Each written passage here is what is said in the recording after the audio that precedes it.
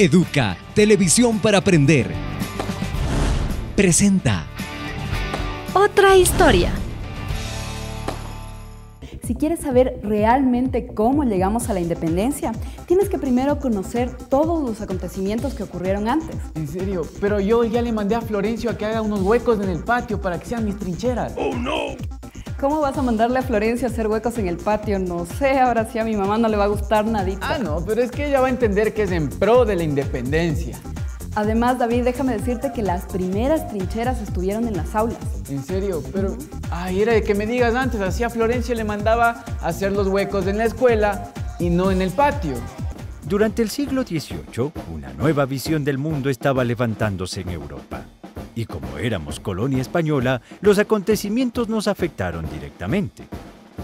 La corona de España, que por mucho tiempo había sido aliada de Inglaterra y a su vez de Alemania, rompe su relación con la llegada al trono del duque de Anjou en 1700, quien establece una nueva alianza con Francia, rompiendo su primera sociedad. Automáticamente, las colonias españolas se vieron influidas por los procesos francos, incluyendo la llamada Revolución Francesa de 1789, cargada de ideales de libertad, igualdad y fraternidad. Dichos ideales se trasladaron a América con los académicos franceses que ahora educaban a criollos y mestizos de la Real Audiencia. Liberté, égalité, fraternité. ¿Qué te pasa? ¿Por qué me insultas? A mí nadie me insulta, tú sabes, Sofía. David, no te estoy insultando. Eso significa libertad, igualdad y fraternidad. Y ese fue el lema de la Revolución Francesa. Ah, ya, pero... Bueno, y cuéntanos qué pasó después, profe. Usted cuéntanos qué pasó después, porque me imagino que se armó la grande. Obviamente, la idea de librarse de la corona española se venía gestando desde hace un montón de tiempo, pero en esta época todo influyó para que esto pase, para que la revolución en sí empiece. Es mejor partir la historia de la independencia en tres momentos. El primero va de 1808 hasta 1812. Es que sería en este periodo donde las primeras luces de libertad aparecerían. Iniciando en diciembre de 1808, y aunque en esa oportunidad fueron apresados los próceres, meses después, el 10 de agosto de 1809, instalarían la primera Junta Soberana, destituyendo al presidente de la Real Audiencia. Entre los nombres que figuraron esa noche estuvieron Morales, Montúfar, Salinas, Quiroga, Mateus, Checa, Ascasubi y otros tantos hombres. Pero quien les dio el valor para seguir fue Manuela Cañizares. Lamentablemente la Junta no llevó mucho tiempo en el poder. El conde Ruiz de Castilla, a quien habían destituido del cargo de presidente de la Real Audiencia de Quito, retomó el poder en septiembre de ese mismo año, desatando una ola de persecuciones como la de diciembre, donde arrestaría a 74 de los próceres de la independencia. 8 meses después, el cuartel de la Real Audiencia se convertiría en el escenario de la masacre del 2 de agosto de 1810. 2 días después, durante una reunión ampliada, se estableció que se reciba al comisionado regio, don Carlos Montúfar y Larrea, para pacificar la provincia quiteña. Conforme se hacía más fuerte el movimiento, la necesidad independentista se fue radicalizando, a tal punto que en octubre de 1811 el conde deja la presidencia, que es asumida por el obispo Cuero y Caicedo, donde se declaró la independencia de la corona española, que dio pie a los acontecimientos que llevaron a la libertad definitiva. Bueno, lo principal era salir del dominio español, pero ya ves, Sofi, yo te dije, las trincheras igual también se utilizaban. Puede ser, pero los primeros móviles de la independencia fueron cultivados por los intelectuales. Fue en las aulas en donde se encontraron las primeras trincheras de la independencia. Como te dije, sin conocimiento nada habría pasado en la independencia. Una tensa calma se vivió en la Real Audiencia de Quito durante la segunda fase de la independencia, que fue entre los años de 1812 y 1820. En febrero de 1812 se promulga la primera constitución entre provincias que formaban el estado de Quito. Frente a esta situación se formaron dos grupos: los montufaristas independientes pero monárquicos y los sanchistas, que exigían la total independencia de España y la instalación de un sistema republicano de gobierno. Con un relativo triunfo de los realistas, los vientos de libertad ahora se encontraban en Guayaquil.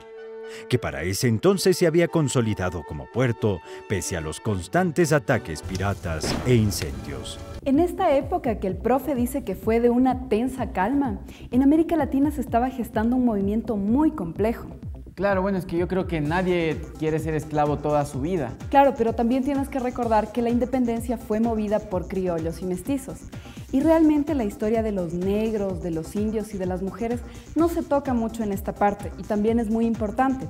Este periodo, a pesar de que solo duró 2 años, de 1820 a 1822, consolidó la idea independentista de Espejo y otros pensadores de la libertad. La posta de la independencia la asumiría Guayaquil, que el 9 de octubre de 1820, bajo la dirección de Luis Urdaneta y Febres Cordero, se fueron sobre los realistas con la consigna de Guayaquil por la patria, declarándose finalmente como provincia libre.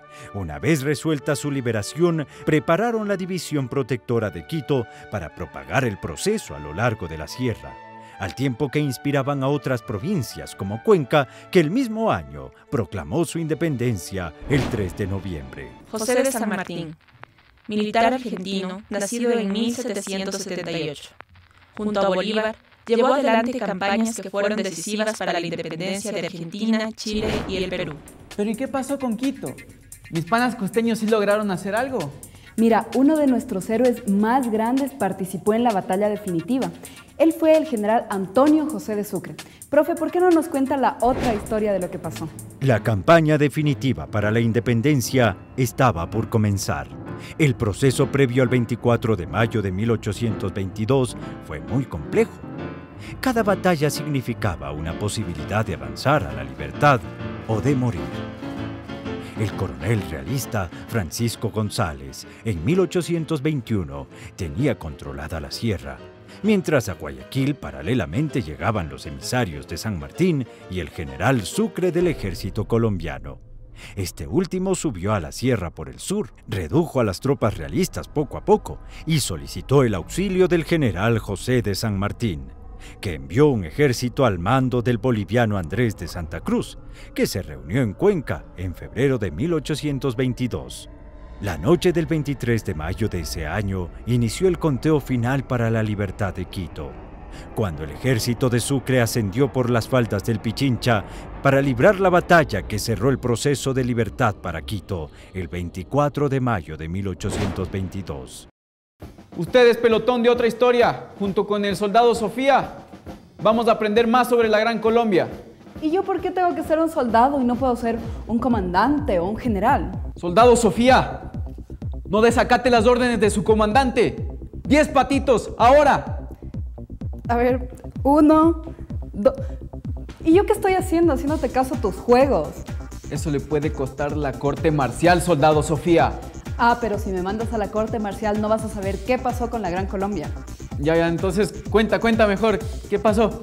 ¡Atención! El triunfo de Boyacá había definido la independencia de Nueva Granada en 1819. Entonces Bolívar pidió al Congreso, reunido en Angostura, que decretara la unión de aquella provincia con la de Venezuela. El nuevo estado se dividió a su vez en 3 grandes departamentos: Venezuela, con su capital Caracas; Quito, con su capital Quito; y Cundinamarca, con capital en la ciudad de Santa Fe de Bogotá, que lo habría de ser también de Colombia. Es un territorio súper grande. ¿Cómo le hicieron para mantenerlo? Porque es casi del mismo tamaño que el Tahuantinsuyo. Verás, se trató de llegar a varios acuerdos, pero la distancia y la dificultad en la comunicación causó muchos problemas. Realmente trataron de organizar el territorio. Empezaron por establecer la ley fundamental de la República de Colombia en 1819.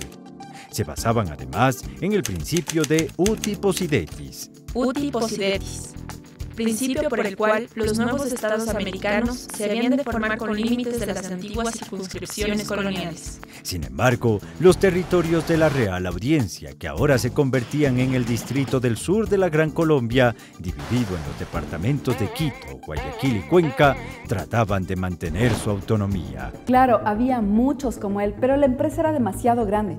Y en particular hubo una mujer que estuvo hasta el final con Simón Bolívar. Te estoy hablando de la libertadora del Libertador, Manuelita. ¡Acho! La gordita de la esquina, golosa, yo le conozco. No, David, ella no. Estoy hablando de Manuelita Sáenz. Creo que el profe la conoció. Mejor que él te cuente. En uno de mis múltiples viajes pude conocerla. ¡Qué mujer tan virtuosa era Manuela!